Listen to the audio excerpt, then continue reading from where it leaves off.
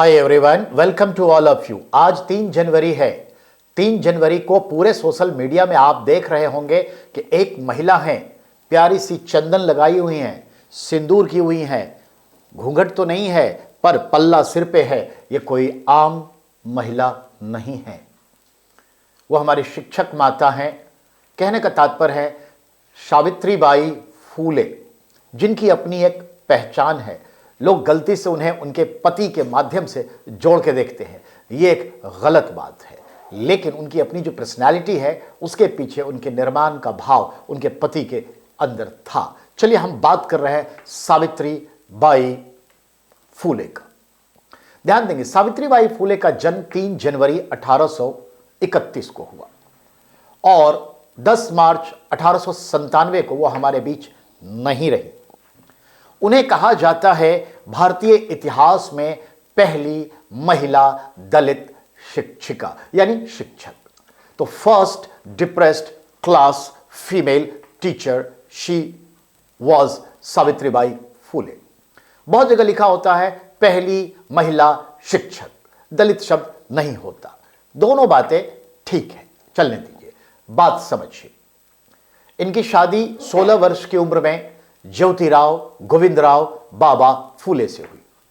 उन्होंने इसे पढ़ाया, लिखाया और आगे बढ़ाया और समय के साथ ज्योतिराव बाबा फूले ने अछूतों की कन्याओं के लिए स्कूल स्थापित किए और इसी स्कूल में पहली महिला शिक्षिका के तौर पर उस जमाने में ये शुरुआत की।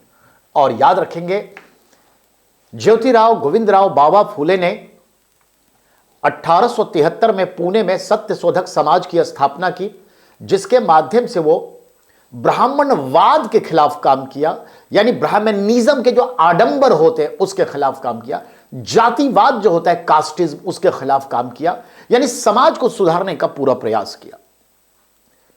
याद रहे, दोनों पति और पत्नी मिलकर के इस काम को आगे बढ़ाए। और सावित्री बाई फूले के लिए हम 3-4 बातों को ध्यान दें।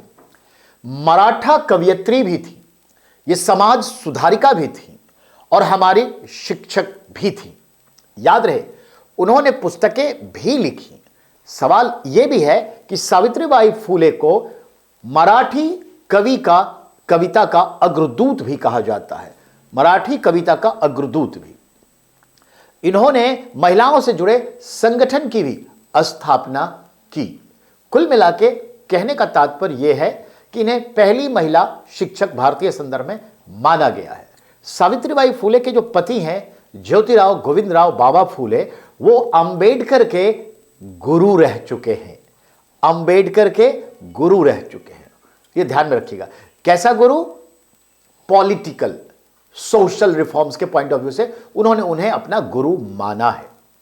ज्योतिराव गोविंदराव बाबा फूले ने 1876 में किताब लिखी, गुलामगिरी।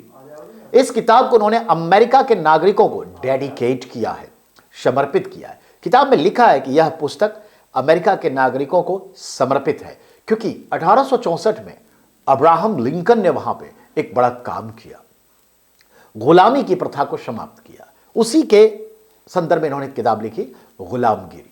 ज्योतिराव गोविंदराव बाबा फूले और उनकी पत्नी सावित्रीबाई फूले का यानी बहुत ही योगदान है भारत के समाज सुधार में, शिक्षा के क्षेत्र में। और 1-2 नहीं, 20 कन्या स्कूल इन लोगों ने मिलकर खोले और इस शिक्षा को आगे बढ़ाया। उस जमाने में यह सोच कौन रख पाएगा? हमारे माली जाति के एक दलित समुदाय के हमारे बाबा फूले, माली जाति से सावित्रीबाई फूले, उस जमाने में अछूतों की कन्याओं के लिए स्कूल खोला। इससे बड़ा प्रोग्रेसिव आइडिया हो नहीं सकता। मैं दोनों को नमन करता हूं, यह इंपॉर्टेंस है।